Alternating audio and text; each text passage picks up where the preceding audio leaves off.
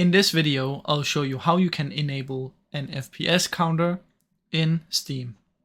Now first what you want to do is press on Steam up here and then open up your settings.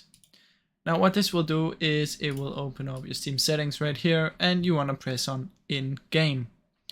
Now when you're in here, you'll be able to see in-game FPS counter.